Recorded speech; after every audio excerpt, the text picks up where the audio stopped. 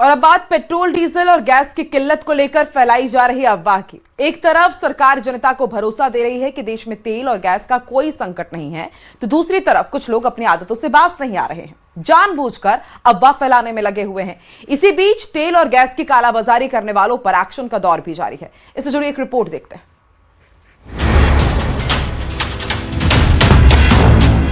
सरकार दावा कर रही है, प्रधानमंत्री खुद भरोसा दे रहे हैं, रोज प्रेस कॉन्फ्रेंस करके जानकारी दी जा रही है। बार बार लगातार कहा जा रहा है कि देश में पेट्रोल, डीजल और गैस की कोई कमी नहीं है। पश्चिम एशिया में युद्ध से खड़े हुए संकट के बावजूद देश में तेल और गैस का पूरा स्टॉक है। बावजूद इसके कुछ लोग अफवाह फैलाकर जानबूझकर संकट जैसे हालात पैदा करने की कोशिश से बाज नहीं आ रहे हैं। ताजा मामला मध्य प्रदेश के मऊगंज का है, जहां एलपीजी सिलेंडर को लेकर उड़ी अफवाह के बाद गैस एजेंसी के गोदाम पर ऐसी भीड़ उमड़ी कि अफरा तफरी मच गई। लोग गैस एजेंसी के गोदाम के बाहर लंबी लाइन लगाकर खड़े थे कि अचानक एक अफवाह और फैली कि गोदाम में सिलेंडर खत्म हो चुका है और अब थाने से सिलेंडर दिया जाएगा। ये सुनते ही लोगों ने सिर पर खाली सिलेंडर रखकर थाने की तरफ दौड़ लगा दी। प्रशासन की टीम ने किसी तरह हालात पर काबू पाया और बाद में कलेक्ट्रेट ग्राउंड में एलपीजी सिलेंडर लोगों को दिया गया। हमारी लोगों से अपील है कि किसी प्रकार की किसी भी भ्रामक खबर पर पैनिक ना हो। उन्हें पूरी जो भी पात्रता अनुसार एलपीजी उन्हें जो मिलती रही है वो उन्हें आगे मिलेगी। और जो अब 25 दिन का जो समय हो गया, 25 और 45 दिन का, उस ड्यूरिंग में जो भी जाएगा गैस एजेंसी में उसको गैस मिलेगी। किल्लत के झूठे शोर के बीच एक तरफ कालाबाजारी का दौर भी जारी है, तो दूसरी तरफ मुनाफाखोरों पर प्रशासन का एक्शन भी चल रहा है। रीवा में गैस रिफिलिंग का काला खेल सामने आया है। गैस चोरी का वीडियो वायरल हुआ तो कई तरह के सवाल खड़े होने लगे। फिलहाल इस मामले की जांच पड़ताल की जा रही है, तो वहीं दूसरी तरफ भोपाल में गैस सिलेंडर के अवैध भंडारण पर कार्रवाई की गई है। छापे के दौरान 58 गैस सिलेंडर मिले हैं, तो वहीं मैहर में डीजल की जमाखोरी पर एक्शन लिया गया। 1000 लीटर डीजल की जमाखोरी पर कार्रवाई की गई है। प्रशासन ने पेट्रोल पंप पर छापा मारा और इस कार्रवाई को अंजाम दिया। हालांकि इस बारे में जानकारी जब एजेंसी में तो वहाँ जो मैनेजर है अधिकारी है वहाँ से फरार हो गए। जी, अभी आपने मुझे बताया है, तो अब इस मैटर पे चूंकि आपने ये संज्ञान में लाई ये बात, इसकी जांच कराकर जो भी कार्रवाई जिस विभाग से संबंधित होगी उससे कराने के प्रयास कराए जाएंगे। वही सियासत को कोई फर्क नहीं पड़ रहा है। सियासत अपनी रफ्तार से दौड़ रही है।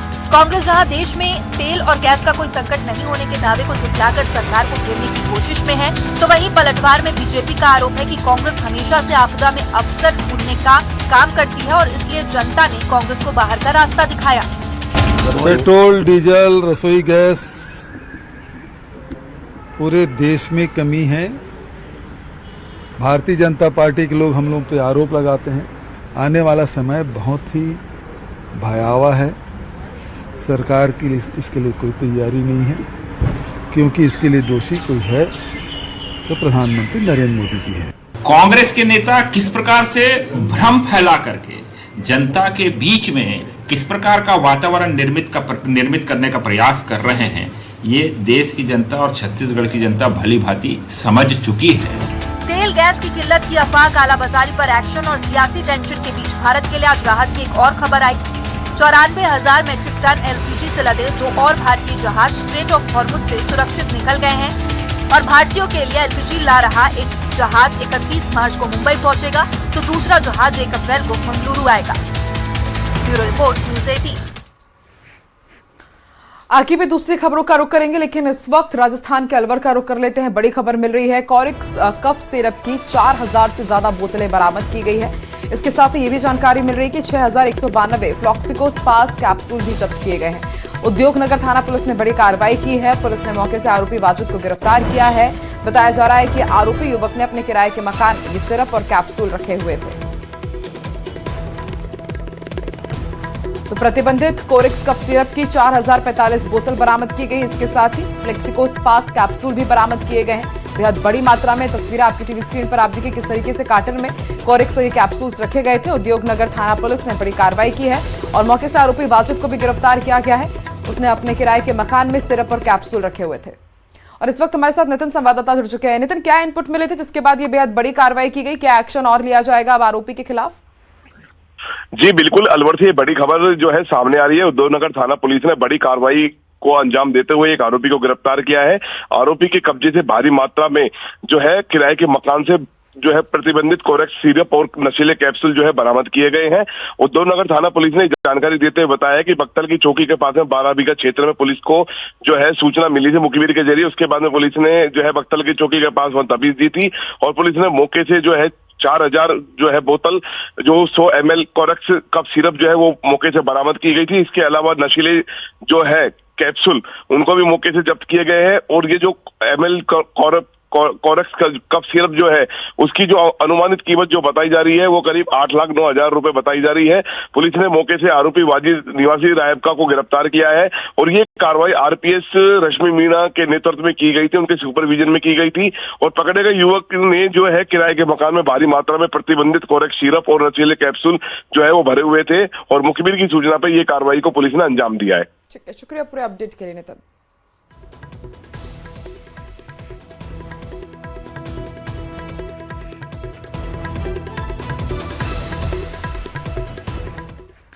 अट्ठाईस फरवरी 2026 से जो युद्ध ईरान के साथ अमेरिका और इजराइल लड़ रहे हैं उसमें भले ही हम और आप शामिल ना हो फिर भी हमें शामिल कर लिया गया है। इस युद्ध ने दुनिया के आने वाले कल को एक ऐसा अंधेरा दिया है जिससे निकलने में शायद वर्षों बीत जाएंगे, लेकिन कुछ देश ऐसे भी हैं जिनके लिए यह युद्ध एक अवसर है और वो इससे अपनी जेब जमकर भर रहे हैं। कौन से हैं ये देश, देखिए स्पेशल रिपोर्ट।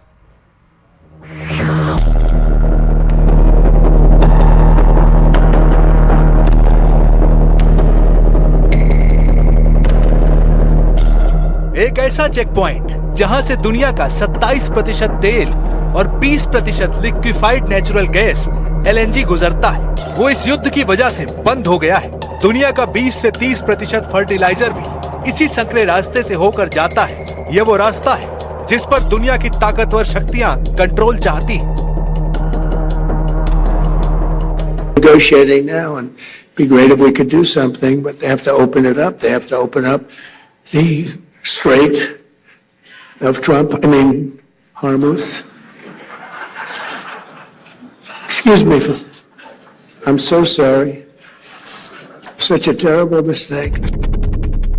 हालांकि डोनाल्ड ट्रंप गलती के लिए माफी मांग रहे हैं, लेकिन कोई भी समझ सकता है कि उन्होंने जानबूझकर स्ट्रेट ऑफ हॉर्मुज को स्टेट ऑफ ट्रंप कहा है। ये महाशक्तियों के युद्ध को ATM बनाने के उस मिजाज को जाहिर कर देता है जिसमें उनका हंगर गेम चलता है और इस हंगर गेम का पहला फेज ही है कमाई की भूख। जैसे ही पश्चिम एशिया का गैस और तेल फंसा, पूरी दुनिया की नजरें सबसे बड़े तेल और गैस उत्पादक देश की ओर घूम गई हैं। ये जाहिर है कि ईरान और आसपास के मुल्कों में तेल और गैस की फैसिलिटीज पर हमलों के बाद उनके शुरू होने और सामान्य होने में वर्षों का समय लग सकता है और उसका फायदा उठाएगा America. State bank of India की रिसर्च डिवीजन की एक रिपोर्ट कहती है कि इस टकराव से आर्थिक फायदा उठाने के लिए अमेरिका सामने आ सकता है। इस रिपोर्ट के मुताबिक पश्चिम एशिया में लंबी चलने वाली जंग का सबसे बड़ा फायदा अमेरिका को मिल सकता है, खासकर तेल और गैस के कारण। इसका कारण यह है कि ग्लोबल एनर्जी मार्केट में पहले से एक बड़ा ढांचा बदल रहा है। यूक्रेन जंग के बाद यूरोप ने रूसी गैस से तेजी से दूरी बना ली और अब वो LNG यानी लिक्विफाइड नेचुरल गैस पर ज्यादा निर्भर हो गया है, जिसमें बड़ा हिस्सा अमेरिका से आता है। अगर मिडिल ईस्ट में टकराव सप्लाई को प्रभावित करता रहा और कीमतें बढ़ती रहीं, तो अमेरिकी एनर्जी एक्सपोर्ट्स को बड़ा फायदा मिल सकता है। यूरोप का रूस से दूर होना इस बदलाव की बुनियाद है। पहले यूरोप की अर्थव्यवस्थाएं काफी हद तक रूस से पाइपलाइन गैस पर निर्भर थी, लेकिन जंग और पाबंदियों के बाद ये निर्भरता तेजी से टूट गई।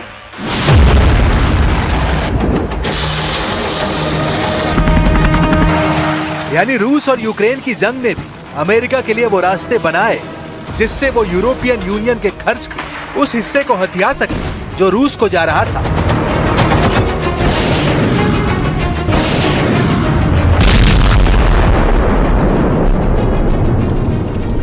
रिपोर्ट्स के मुताबिक यूरोपीय यूनियन में रूस की पाइपलाइन गैस की हिस्सेदारी 2021 में करीब 40%, जो 2025 में घटकर 6% रह गई। अगर पाइपलाइन और LNG दोनों को जोड़ दें, तब भी 2025 में रूस की हिस्सेदारी सिर्फ 13% रह गई है। इस बदलाव के चलते यूरोप को जल्दी नए सप्लायर्स ढूंढने पड़े। पाइपलाइन गैस की जगह अब समुद्री रास्ते से आने वाली एलएनजी की मांग तेजी से बढ़ गई है। इस नए माहौल में अमेरिका सबसे बड़ा सप्लायर बनकर उभरा है।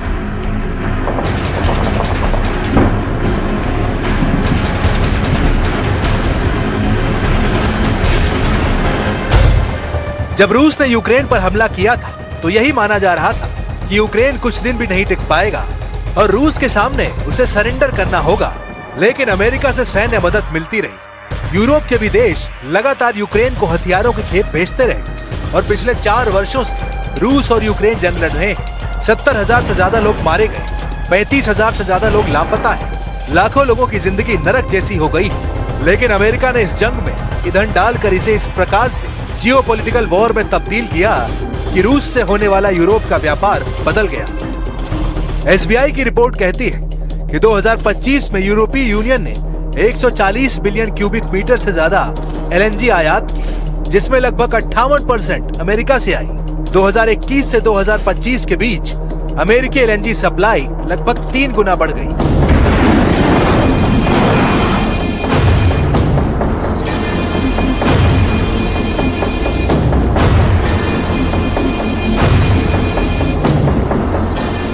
अब ईरान युद्ध भी अमेरिका की अर्थव्यवस्था में ईंधन का काम करने वाला है। फौरी तौर पर दिख रहा है कि अमेरिका को इस जंग में हर रोज बिलियन डॉलर खर्च करने पड़ रहे हैं और उसे भी ऊर्जा संकट से गुजरना पड़ रहा है। अमेरिका में भी पेट्रोल, डीजल और गैस के दाम बढ़ रहे हैं, महंगाई बढ़ रही है और उसका असर राष्ट्रपति ट्रंप की रेटिंग पर भी पड़ रहा है, और वो भी ऐसे समय में जब मिड टर्म इलेक्शंस होने वाले हैं। लेकिन सिक्के का दूसरा पहलू भी। अमेरिका ने इंफ्रास्ट्रक्चर बढ़ाकर और स्टोरेज क्षमता विकसित करा के इस मौके का फायदा उठाया।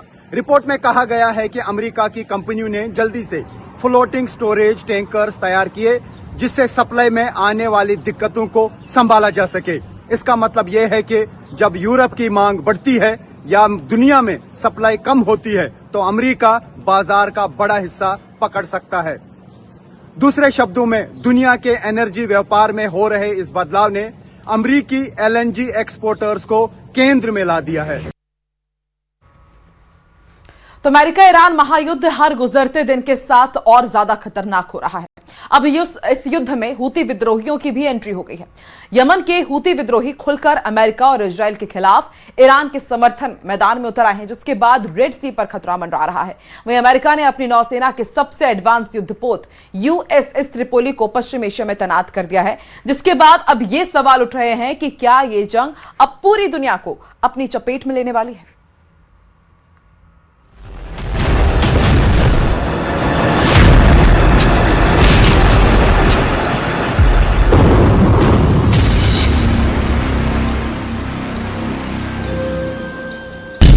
महायुद्ध में हूथी की एंट्री, नए खतरे की घंटी। अमेरिका के विरुद्ध अब हूथी लड़ेंगे युद्ध। ईरान युद्ध का नया मोर्चा, घिर जाएगा अमेरिका। अमेरिका, इजरायल और ईरान के बीच चल रही जंग में जैसे जैसे वक्त बीत रहा है, युद्ध और भीषण रूप लेता जा रहा है। महायुद्ध में नए नए मोर्चे खुल रहे हैं और दुनिया भर में संकट बढ़ता जा रहा है। अब इस युद्ध में ईरान का साथ देने के लिए हूथी विद्रोही भी शामिल हो गए हैं।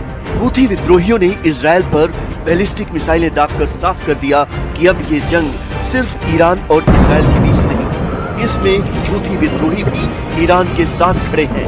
हूथी विद्रोही पश्चिम एशिया के सबसे शक्तिशाली और खतरनाक आर्म्ड ग्रुप्स में से एक है।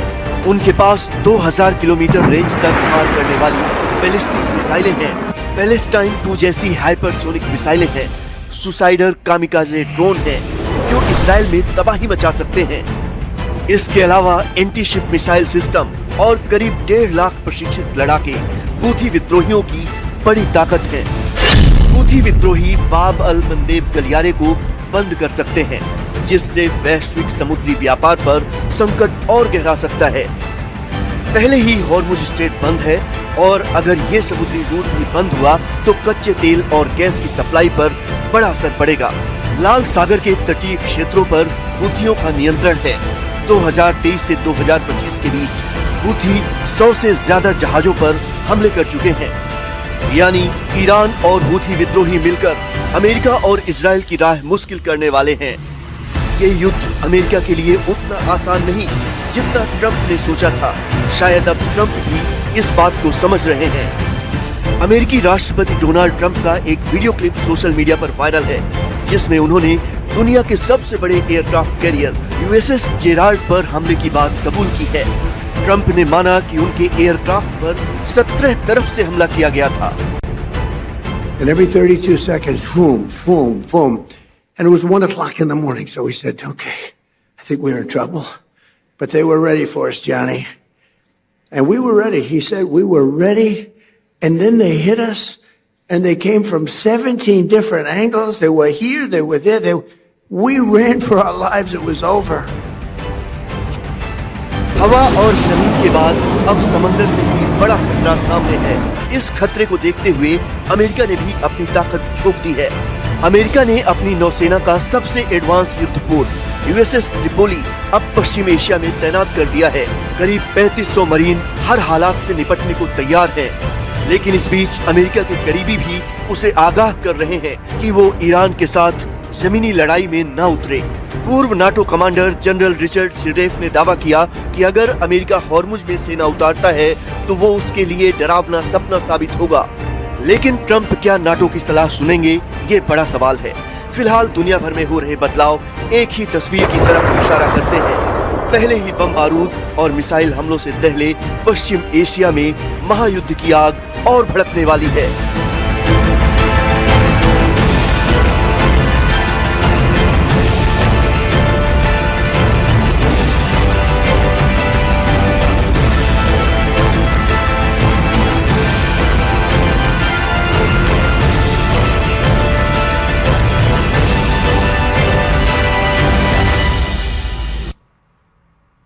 चलिए अब रुक कर लेते हैं जम्मू कश्मीर का। यहाँ कुछ पहाड़ी इलाकों में एक बार फिर बर्फबारी देखने को मिली है।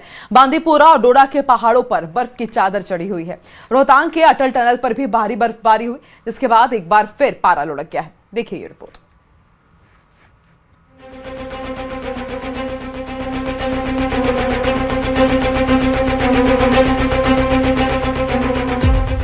मार्च के चंद दिन ही बचे हैं। ऐसे में मैदानों में जहां गर्मी धीरे धीरे अपना असर दिखाने लगी है, तो वहीं पहाड़ों पर एक बार फिर मौसम पलटी मारता दिख रहा है।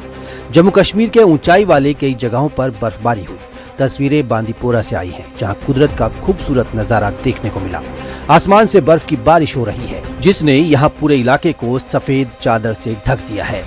गुरेज और तुलेल के इलाकों में भारी हिमपात की वजह से पहाड़ियों से लेकर घर की छतों तक हर तरफ बस बर्फ ही बर्फ नजर आ रही है।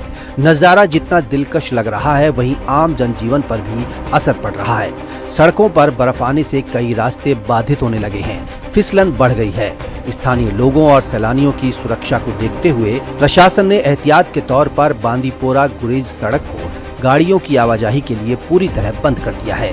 प्रशासन ने लोगों से खराब मौसम में पहाड़ी रास्तों पर जाने से बचने और सावधानी बरतने की अपील की है। बीआरओ की टीम लगातार सड़क से बर्फ हटाने का काम कर रही है। मार्च के आखिरी दिनों में डोडा में बर्फबारी देखी गई। डोडा और भलेसा घाटी में भारी बर्फबारी हुई, जिससे यहाँ के ऊंचाई वाले इलाकों ने सफेद चादर ओढ़ ली है। 2 से 3 फीट की बर्फ की परत चढ़ी हुई है। रास्ते बर्फ से ढके हैं, जिससे आवाजाही भी प्रभावित हुई है। बीआरओ लगातार मशीनों के जरिए रास्ते से बर्फ हटाने के काम में जुटा है। हिमाचल प्रदेश के मनाली में भी बर्फबारी से आकर्षक नजारे दिख रहे हैं। रोहतांग में अटल टनल के साउथ पोर्टल पर ताजा बर्फबारी हुई। पहाड़ों पर हो रही हिमवर्षा से एक बार फिर कड़ाके की सर्दी बढ़ गई है। सैलानी बर्फबारी से खुश हैं। हालांकि प्रशासन ने सुरक्षा को देखते हुए चेतावनी जारी की है। रास्तों पर फिसलन और एवलांच का खतरा बना हुआ है। काफी दिनों तक मौसम साफ रहने के बाद अचानक फिर से बदलाव आया है। अप्रैल आने को है और पहाड़ों पर बर्फ गिर रही है। अमूमन ऐसा काफी कम देखने को मिलता है। ऊंचाई वाले क्षेत्रों में बर्फबारी हो रही है, तो मनाली के निचले इलाकों में लगातार बारिश का दौर जारी है। Bureau report news 18 UP Uttarakhand.